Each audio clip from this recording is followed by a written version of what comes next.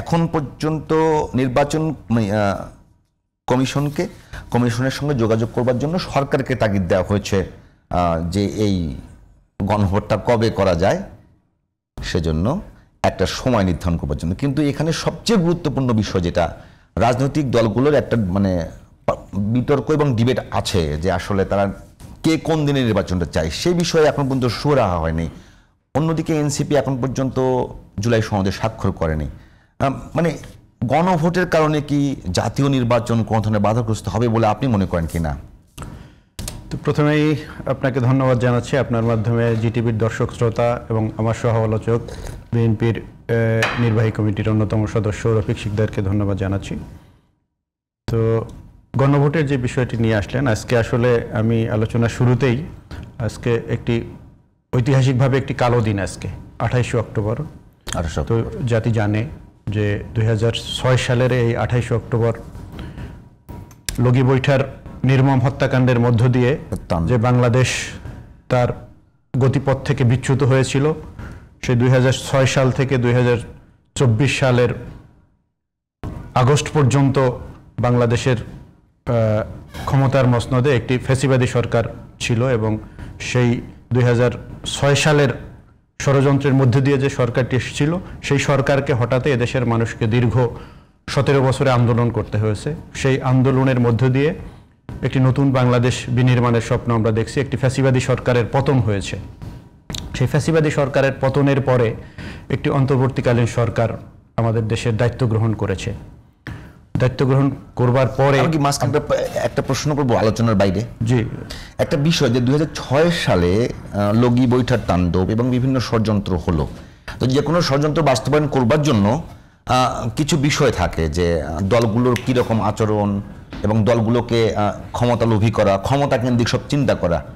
এই এত বছরের যে রাজনৈতিক দলগুলোর শিক্ষা, বিশেষ করে জামাত বিএনপির, আপনার কি মনে হয় 2006 সালের আগের যে আচরণ বিএনপি জামাতের এখনকার আচরণের মধ্যে কোনো পার্থক্য পান, যাতে ষড়যন্ত্রকারীরা সুযোগ না পায়? দেখুন,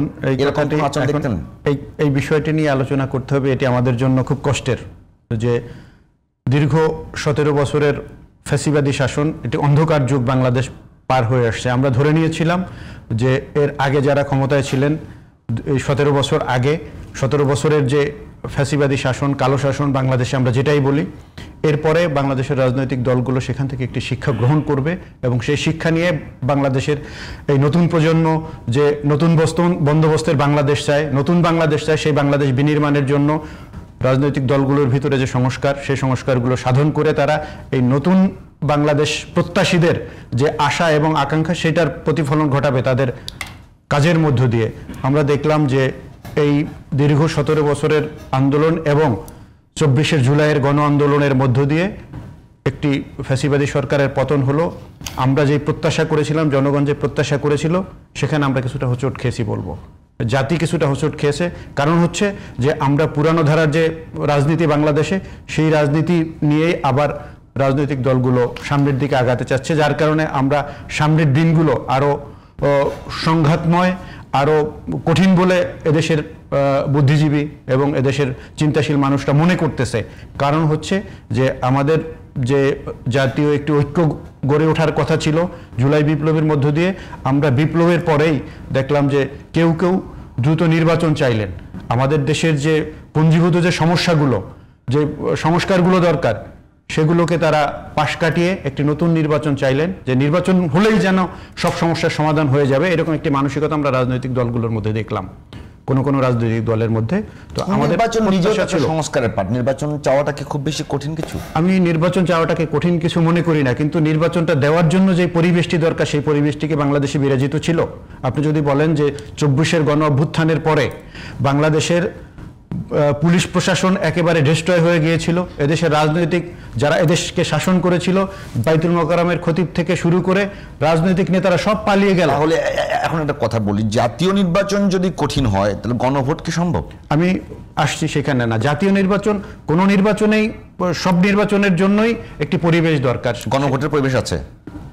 আমি বলি যে না, পরিবেশটা আপনি যেটি বলেন যে জাতীয় নির্বাচন আর গণভোটের ভিতরে তো কিছু পার্থক্য আছে, কিছু পরিবেশগত পার্থক্য আছে এবং এটা গণভোটের কিছু রাজনৈতিক কিছু যে দাবিতে গণভোটটা হবে সেই দাবির ক্ষেত্রে, আর ক্ষমতার জাতীয় নির্বাচনটা হবে ক্ষমতা কেন্দ্রিক, সেখানে ক্ষমতার ভাগ বাটোয়ারা হবে, ক্ষমতায় কারা যাবে সেটি নির্ধারণ হবে।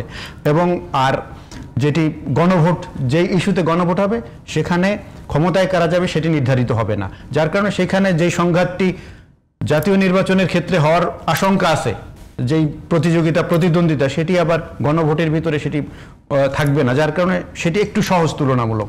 তো এই জন্য আপনি যেটি বলেন যে জাতীয় নির্বাচন সম্ভব না হলে কি গণভোট সম্ভব হবে কিনা, গণভোটটা তো তুলনামূলকভাবে খানিকটা সহজ, সেটি সম্ভব হবে এবং সেটির মধ্য দিয়ে নির্ধারণ হবে যে জাতীয় নির্বাচনটা পরিবেশটা সঠিক আছে কিনা, অথবা তার একটি ট্রেনিংও হয়ে যেতে পারে যারা নির্বাচন কমিশনের, তো সেটি হতে পারে।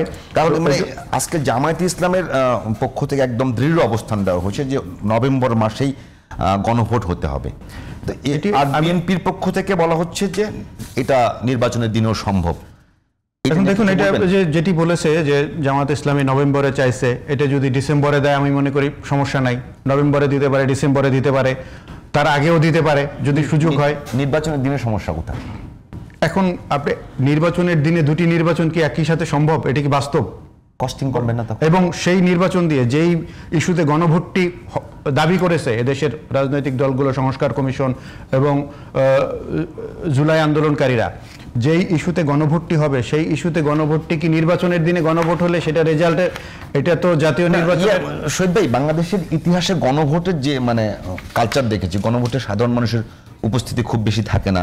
তো যদি আপনি এই বিষয়টাকে একটু গ্রহণযোগ্য করতে চান সেক্ষেত্রে তো মানুষের উপস্থিতি জরুরি। তো মানে ওই পয়েন্ট অফ ভিউ থেকে গণভোটের দিন অনেক নির্বাচন হয়, যেমন ধরেন আমি বলি উপজেলা নির্বাচনে মানুষ কিন্তু অনেক কয়টা ইয়াতে ভোট দেয়, তো একটা ব্যালট বাড়লে কি খুব বেশি এক্সট্রা কোনো সমস্যা হবে বলে মনে করেন আপনি? আমি মনে করি যে না, যেই ইস্যুতে গণভোটটি হবে, একটি জাতীয় নির্বাচন হবে আর গণভোটের দাবিটি তো ভিন্ন ইস্যুতে, সেটির উপরে বেস করবে যে এদেশের যে জুলাই সনদ বাস্তবায়ন, এটি সংবিধানে সাথে সন্নিবেশিত করা, এই বিভিন্ন দাবি আছে এখানে, সেই দাবিগুলো বাস্তবায়নের ক্ষেত্রে আগে গণভোটটি হয়ে গেলে সমস্যাটা কোথায়?